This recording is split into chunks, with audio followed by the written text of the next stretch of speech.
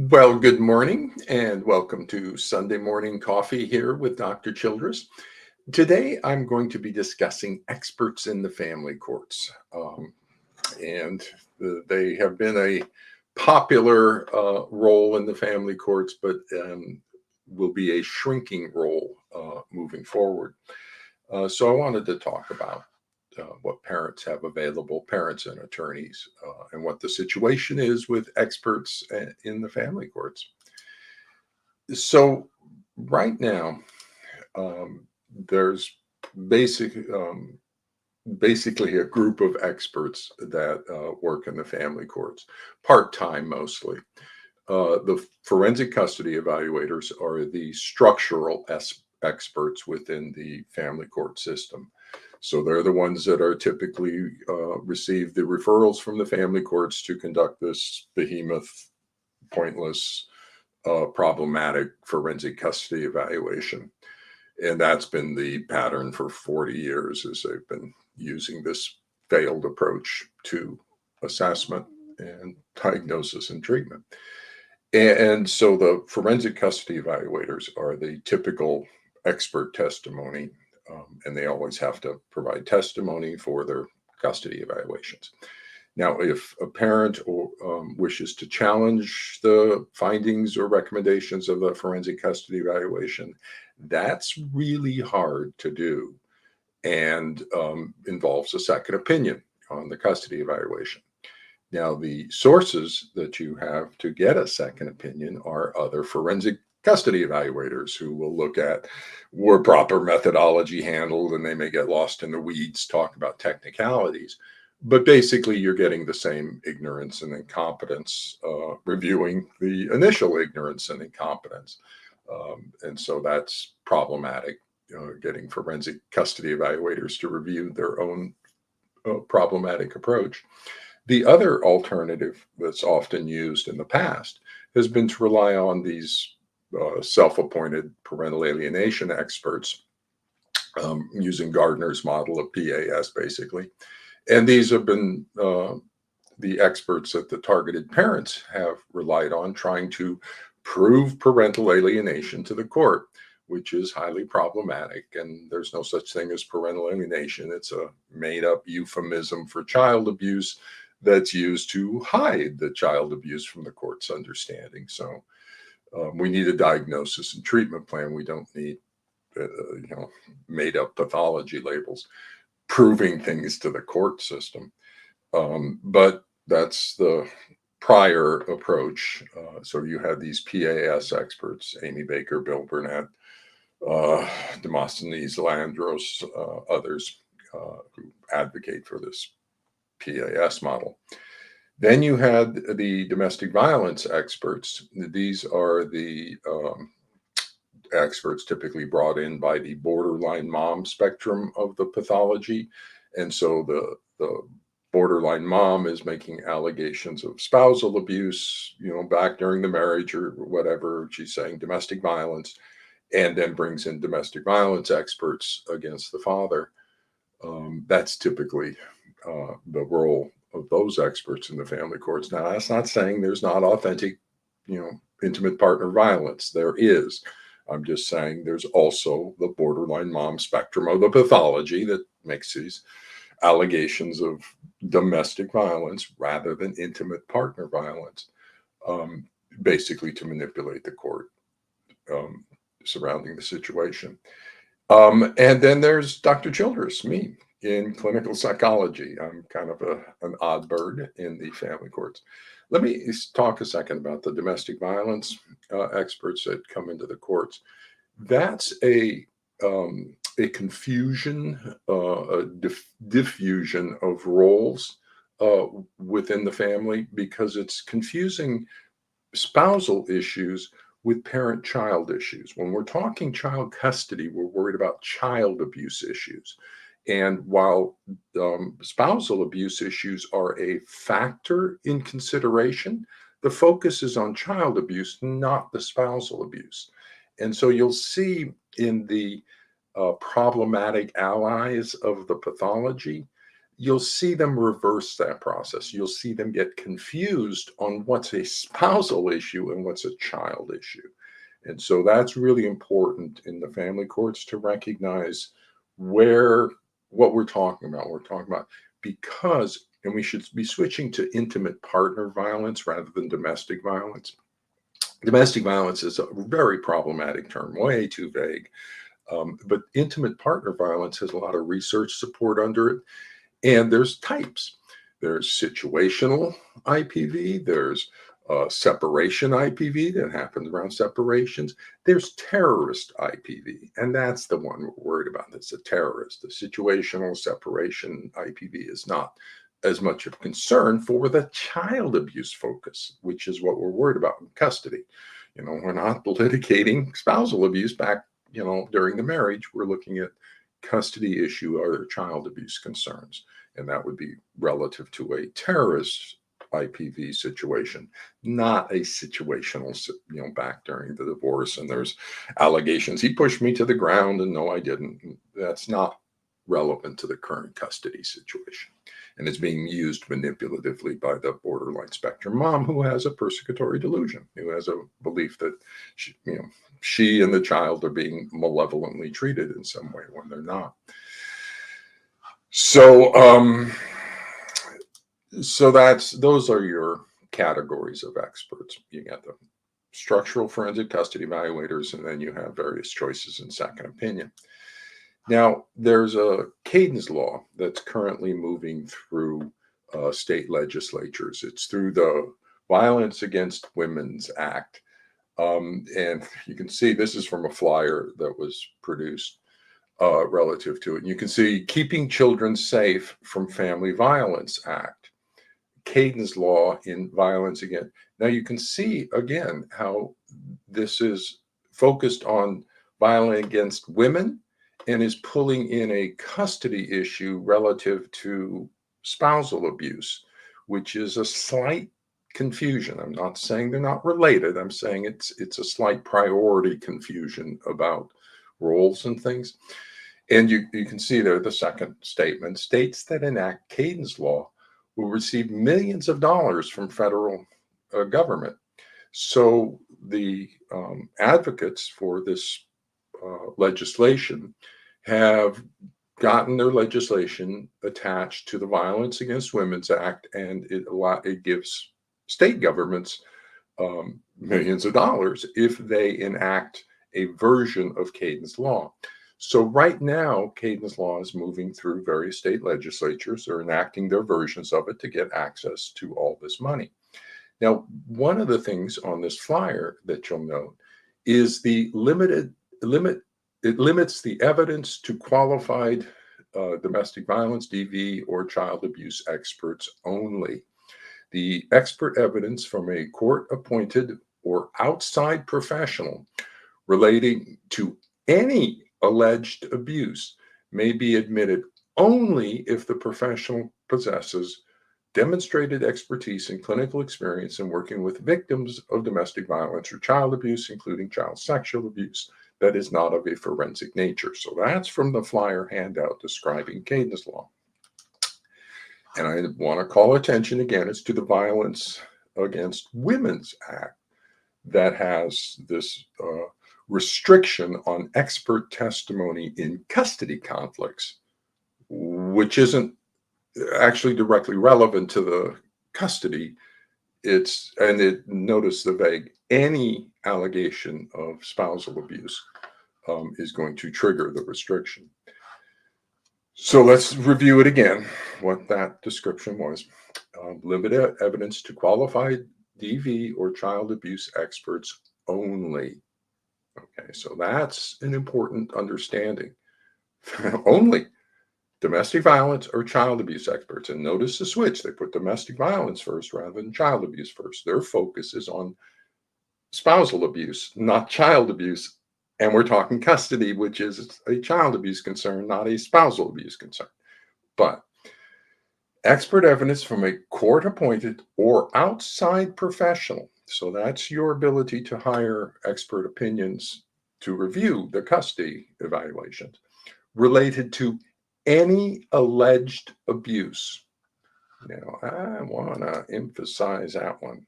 It doesn't have to be proven, and it can be spousal abuse, not child abuse, and it can be about the marriage, not the current situation. So if you have a custody dispute and the former wife, the ex-wife says, there was domestic violence during the marriage, that's an allegation of abuse that will trigger the restriction of Kayden's law to allow only testimony on domestic violence or child abuse or abuse. Okay, so any other testimony is not allowed. Okay, given the moment she makes an allegation of spousal abuse during the marriage. And so to any of you, it may be admitted only if now here's the restriction. So the outside professional can only testify when any alleged abuse allegation is made, may be admitted only if the professional possesses demonstrated experience and demonstrated expertise and clinical experience in working with victims of domestic violence and child abuse. Notice the switch again. They're not saying child abuse and domestic violence.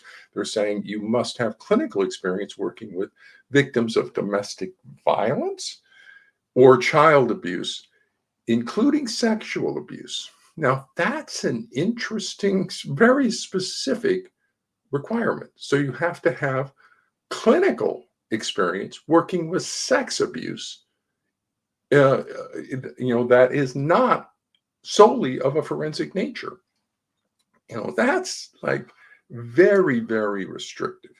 So there's clearly an agenda here to restrict allowable expert testimony to only a very narrow range of domestic violence experts or child abuse experts. I'll acknowledge child abuse, but they're really focused on domestic violence and sex abuse. You have to specifically clinical experience with sex abuse, not forensic people, not we want clinical experience with sex abuse and domestic violence. Okay, there's your agenda of the people who got to be their legislators and got that written for that particular restriction. And so just to start with here, just about that, I would strongly recommend that we reverse those two and that we're working with victims of child abuse and domestic violence, intimate partner violence. I think that is a much better framing of what we're trying to accomplish. And so the focus is we want people who are experienced in child abuse, and domestic violence will be part of that. Spousal abuse will be part of that scope because it's part of child abuse a lot of times. It's a narcissistic person who's abusing the child, and you'll get spousal abuse with that. So that's the restriction. Now, let's take a look at a specific state application of Kayden's law. So this is Utah's own law, and this is their legislation restricting expert testimony. So in Utah, in a child custody proceeding, if a parent is alleged to have committed domestic violence or abuse, so it doesn't need to be proven, just an allegation of domestic violence, which is very vague, or abuse, including sexual abuse, i.e., the court may admit expert evidence from a court-appointed or outside professional relating to alleged domestic violence or abuse only if the professional possesses demonstrated expertise and adequate experience in working with victims of domestic violence or abuse, including sex abuse, that is not solely of a forensic nature. So you can see they took the wording over, and that's what they have in their law now. So the impact of that is that you have the structural experts of the forensic custody evaluators. And then who can you get for a second opinion? Well, you can't get a forensic custody evaluator because they're not experienced. They don't have clinical experience with domestic violence or sex abuse. That's only of a forensic nature.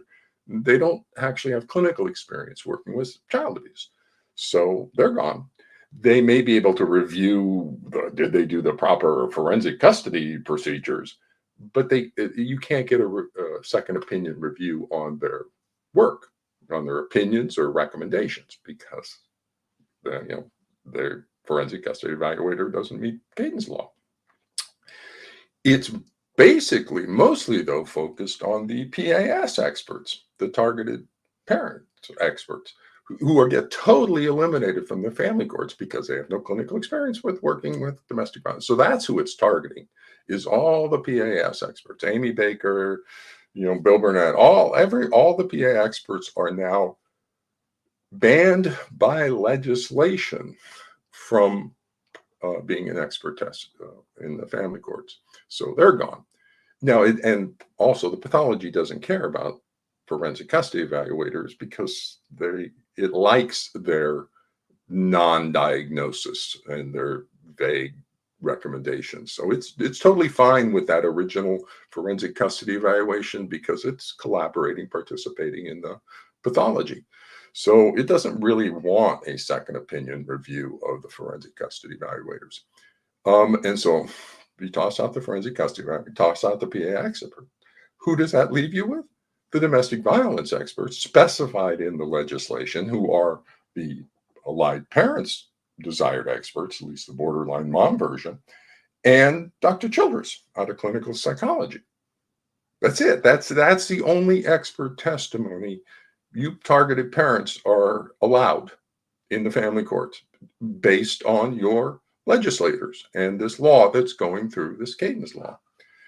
And so, parents, you're letting this law go into effect in all of your states without getting Dr. Childress to testify to your legislators, without getting proper adjustment to the legislature, without going in and talking to your legislators saying, holy cow, you're taking away any expert testimony from me and giving the borderline mom spectrum everything she wants. That's like distorted.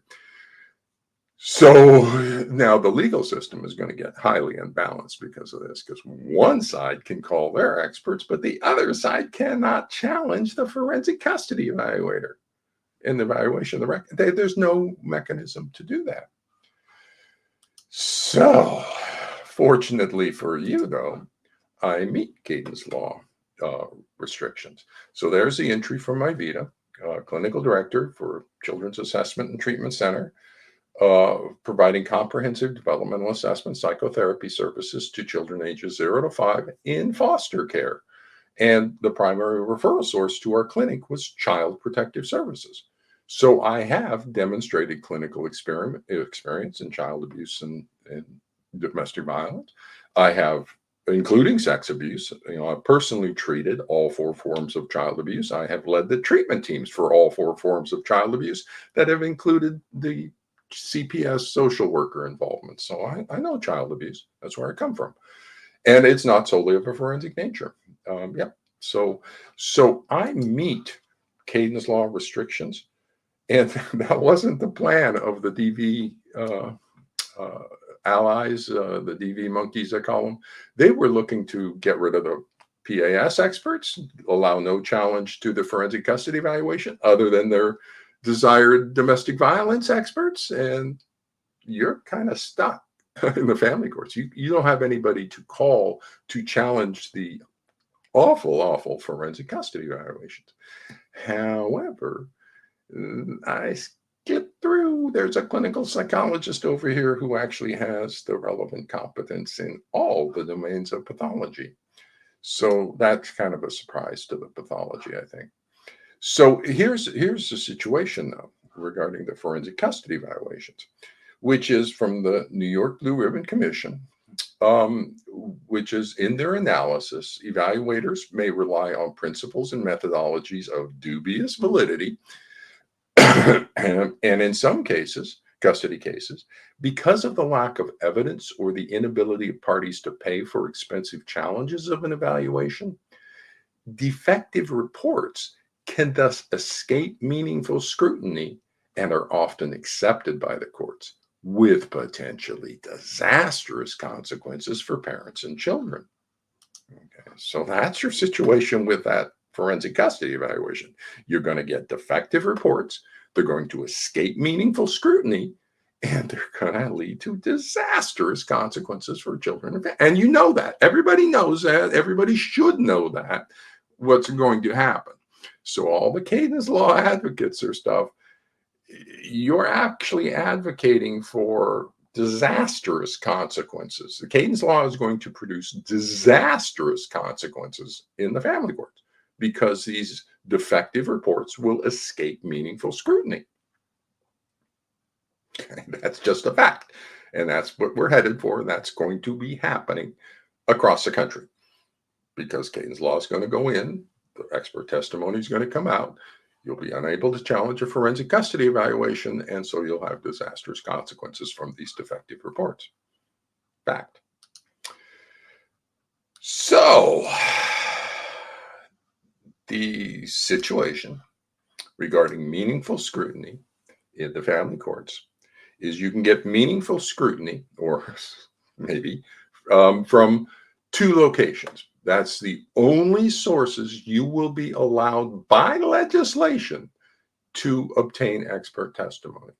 The first is from a domestic violence expert, who would be typically the allied experts of the pathological borderline mom who wants to come in and say, yes, domestic violence is bad. We can't, restore, with dad because mom has made allegations of domestic violence during the marriage. So dad needs to kind of go away. So that will be one set of experts in the family courts, but they're not going to challenge the forensic custody evaluation if the forensic custody evaluation says, well, we shouldn't restore with the dad. Well, then they're not going to challenge that. So who else is left? No one. Oh, except me. Okay. So I am the only expert witness available to targeted parents in the family courts. Hi, how you doing? Okay, that's not me doing, that's Kayden's law doing that. It's eliminated all of your other expert testimony. That was the plan too. Okay. And you don't think of pathology plans, it's planning. You're being set up, and oh my goodness, it's really interesting what's happening in the family court. And you're oblivious going through trying to prove parental alienation to the court, not realizing that the pathology is going to take that right away from you. And for me, all future parents, you're going to be going down a dead end. Except I saw it coming because I'm a clinical psychologist and I know what the pathology is. And holy cow, you don't know what a clinical psychologist does. But I saw this is my pathology, transgenerational trauma. So I know where we're headed. So I positioned myself to be an expert for you guys in the family courts when things got difficult. I didn't realize Kayden's law was going to be that move through. And I didn't realize you guys were going to be so inert on challenging Kayden's law that you're just going to let it pass through all your states. Except, we got a few Melanies out in New Mexico kind of adjusting things there. And hopefully that will spread to more balanced legislation in the other states. There's ways to address the issue, but this is not it. So just to let you know, this is what I do in the family courts. I don't have a private practice outside of the family courts. I have been sort of shaped, evolved for this role. So this is what I do. I'm an expert opinion, second opinion in the family courts on document review and on active clinical diagnostic assessments, kind of two roles. In my document review role, for example, of forensic custody evaluations, I do line-by-line notes. That's Appendix 1. They tend to get pretty long. I attach them separately because of that. But they're my notes, and I rely on my notes for my opinions. Then I generate from that a checklist of applied knowledge, and that's to look at compliance with Standard 2.04 and ultimately 9.01 of the APA Ethics Code. I generate a catalog of concerns from my notes, which is a more concise description of the issues involved with the forensic custody evaluation based on my line-by-line review. And then about a 25-page summary and analysis report that I like to keep them about 25 pages. that describes the situation based on my line by line notes and the concerns that arose. And then I provide attorney consultation on cross examination. So that's my service sort of role as an expert in the family courts. And when I come into a matter as a clinical psychologist, my client is always the child. So I'm working in the child's best interests relative to worried about child abuse situation, either by the targeted parent or by the allied parent. We need a proper risk assessment for child abuse to protect the child from one parent or the other. We just need to know which one. So there's a concern for the child. That's my primary client. And when the court's involved, I get a second client, which is the court, because the court's going to have a monumental impact on my child client, because of the court's decisions about what's going to happen and whether the court protects the child from child abuse and whether the court knows which parent is abusing the child. And so getting the court accurate information about the family is my role, so that the court can make good decisions about the family, one way or the other. I going in, I don't know which parent's abusing the child, but if I've got a child rejecting a parent, trying to flee from a parent, I'm worried about child abuse one way or the other. So let's figure it out and get that court the information so the court can make a good decision for the child, a protective response. So I have two clients in the matter, and that's my role everywhere when I'm brought into a situation. And so I've kind of structured up how I do it, because and I apply the established knowledge of clinical psychology, because it's an adversarial system and we need to stop fighting around these children. The final thing I want to close with is the use of children as to make advocacy points for the adults. I think that is wrong. I think it is inappropriate for Kayden's law or Ohm's law or the child's name law. I think that is problematically putting the child out in front of an adult agenda, as if you disagree with the legislation, you're somehow not protecting the child. And that's a wrong situation.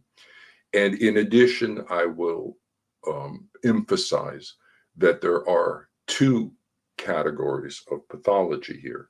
One category killed Kayden, the other category killed Eric. And unless you address both categories, then you are abandoning Eric. Now, Eric McCall is the son of Rod McCall, and Rod, his dad, will speak at various conferences and things. And I've had the opportunity to hear Rod McCall speak twice. And when I went back to the American Psychological Association to present the petition to the APA, I asked Rod to accompany me, and we had a press conference there as well. And so Rod is a dad, targeted parent dad, fought the mom for a number of years in custody conflict, and he talks about that. Finally, the court recognized the situation and switched custody from mom over to dad. And as the orders were coming down and dad's driving over to pick up Eric, their mom goes and kills herself and kills Eric, or kills Eric and kills herself. And so this is Rod's story about Eric, who was killed in a murder-suicide by his mother surrounding custody conflict. So if you're going to talk about Kayden's law, I'm going to insert Eric into the discussion for balance. Now, I want to point out that when I was at these conferences with the dad, Rod, I approached him at one of the after kind of events, and I asked him if I could represent his son as a psychologist, as my client. And he looked at me kind of funny because his son's dead. Yeah. And so he said, "Like, you want to represent my son?" And I said, "Yeah, I want to take your son on as a client. Would that be okay with you?" And he gave me permission. And so this is with permission of the father, that I'm not exploiting Eric to make a point. He's been available to me to make points this entire time. I'm not exploiting children to make a point. But in this case, I am bringing the voice of Eric to the discussion because you're bringing the voice of Kayden. And I have no problem with Kayden's voice in the discussion. And I want Eric's voice represented as well, because this is not about violence against women. It's about violence against children. Okay? And there's a death line to this pathology, and it will go either direction. And so, yes, we need to protect the various children of authentic child abuse by the targeted parent. And we need to protect the children of psychological child abuse by the allied parent. Two versions of the pathology. We need to know which, what we're doing, which parent is abusing the child. And so with that, that's my discussion for expert testimony out there. It's going to be a very interesting situation we're headed into. I look at it as job security for an old guy. I will caution you, though, I'm this next birthday, I'm 70 years old. I'm not going to be here very much longer. And I am your only allowed expert in the family courts right now. So if I disappear for some reason, you're kind of stuck. You don't have any experts who can challenge the findings of a forensic custody evaluation. They're the worst, and they're going to collapse, and it's just going to be a nightmare in the family courts. Until people start listening, and as soon as they start listening, the solution is immediately available. Second opinion review, clinical diagnostic assessment, every single case, things like that. So with that, I am going to head out of here and start my Sunday, and we'll talk with you about some other aspect of the family courts next week.